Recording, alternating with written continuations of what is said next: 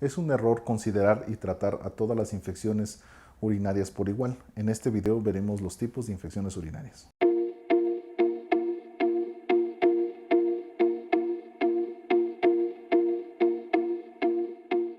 El primer tipo es una infección urinaria baja no complicada, también conocida como una cistitis infecciosa. Esta es la más común y se presenta en personas sanas y que no tienen ninguna enfermedad ni ninguna alteración en la vía urinaria. Es una infección aislada que se presenta una vez y no vuelve a regresar en los siguientes meses o años. Es ocasionada por bacterias que vienen del intestino y que se aprovechan y se introducen a la vía urinaria, o bacterias de la piel. No son por bacterias de transmisión sexual, es decir, que si una persona tiene una infección, no es necesario que su pareja se trate también. El segundo tipo de infección es una infección urinaria baja complicada. Esta se da cuando hay un problema de fondo, alguna alteración anatómica que condicione las infecciones o alguna enfermedad de base que también condicione las infecciones. Por ejemplo, alguna persona con un daño neurológico en la vejiga, que no tenga un buen funcionamiento de la vejiga, una persona con una piedra, un hombre con crecimiento de próstata y mal vaciamiento de orina, o la razón más común, que es tener diabetes. Las personas que han tenido este tipo de infección han tenido una exposición crónica a múltiples antibióticos, lo cual hace que las infecciones sean por organismos más resistentes, y generalmente son por bacterias de amplio espectro, es decir, que no responden a los antibióticos comunes o que han hecho mucha resistencia. Otro tipo de infección es una infección no resuelta. Esto ocurre cuando se tuvo una infección y no se quitaron o no se quitó la infección con el primer tratamiento dado. Es muy importante que en esas circunstancias se tenga que documentar la presencia de una infección o de una bacteria, porque puede ser que una persona persista con molestias cuando ya se quitó la bacteria, solamente que como dejó lastimada la vía urinaria, persistan las molestias, aunque ya no tenga infección. Por lo general, cuando se tiene una infección urinaria, a las 72 horas ya se tuvieron que haber quitado las molestias principales. Si persisten más allá de las 72 horas, va a ser necesario tomar algún estudio de orina y confirmar la presencia de bacterias o de otro problema. Estas son ocasionadas por bacterias que, si bien es cierto, no son tan agresivas, pero sí son resistentes. Otro tipo de infección urinaria baja son las cistitis recurrentes o las infecciones urinarias bajas recurrentes. Se considera una infección recurrente cuando ya se resolvió la infección inicial, pero pasadas 2 semanas hasta 5 meses después se vuelve a tener otra infección urinaria. Y esta a su vez se puede dividir en dos, en reinfecciones y en persistencia de la infección.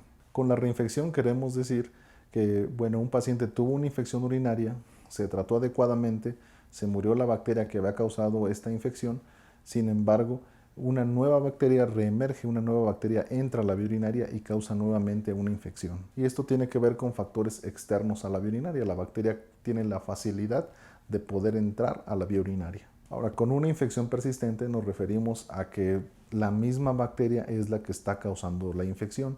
Un paciente tuvo una infección urinaria, se dio antibiótico, pero la bacteria nunca se murió y esa misma bacteria está causando nuevamente las molestias. En este tipo de infecciones sí hay problemas internos en la vía urinaria, ya sea por un mal vaciamiento de la orina, por una retención urinaria, por un divertículo, una piedra, un crecimiento de próstata o algún factor interno de la vía urinaria que está perjudicando o que está favoreciendo que las bacterias vivan dentro de ella. Bueno, hasta el momento hemos hablado de las infecciones bajas o infecciones en la vejiga. Ahora vamos a hablar de las infecciones en el riñón. La primera y la más común es la pielonefritis aguda, que es, como su nombre lo dice, una infección aguda en el riñón. Esta se caracteriza por presentar un dolor fuerte en el riñón acompañado de fiebre, de náuseas, de escalofrío, de vómitos, y se origina por una infección o por una bacteria que viene desde la vejiga. Esta se va a presentar en una persona que tiene una vía urinaria sana. La infección va a ceder rápidamente y no va a dejar secuelas. Y de igual forma que con las infecciones de vejiga, también las infecciones de riñón pueden complicarse, y aquí es donde se presenta una pielonefritis complicada. Y una pielonefritis se considera que es complicada cuando ya pasaron más de 72 horas de la infección en el riñón y esta no cede. Y además de presentar los síntomas que mencionamos anteriormente, se agregan otros problemas más sistémicos. Por ejemplo, dificultad para respirar, el corazón late con más rapidez, la presión se baja, puede incluso haber confusión mental y el paciente se encuentra más somnoliento. Es por mucho más común en pacientes diabéticos y sobre todo si no están bien controlados. Y estos pacientes se tienen que manejar de forma intrahospitalaria porque la infección está siendo muy severa y pone en riesgo su vida. Otro tipo de infección es una infección ocasionada por piedras. Estas infecciones se deben a piedras muy grandes en el riñón y se hacen infecciones crónicas, conocida como pielonefritis janto-granulomatosa. Va progresivamente la infección dañando el riñón en conjunto con la piedra. Y es uno de los motivos por los cuales las piedras en el riñón deben ser tratadas y quitadas de forma oportuna. Todas las infecciones que hemos mencionado con anterioridad son como consecuencia de una invasión o un daño ocasionado por bacterias. También pueden presentarse por hongos, aunque esto es raro y se debe más en pacientes diabéticos, en pacientes que están tomando medicamentos para bajarles las defensas. Y también pueden presentarse infecciones por parásitos que pueden afectar la vejiga o el riñón. Sin embargo, esto en nuestro país, aquí en México, es raro y no se presenta. También hay grupos especiales en los cuales las infecciones se les debe prestar mucha atención. Por ejemplo, los niños, las mujeres embarazadas y los adultos mayores. En los niños, infecciones frecuentes de riñón van a causar cicatrices y van a impedir que el riñón se desarrolle de una forma adecuada, generando un daño renal irreversible.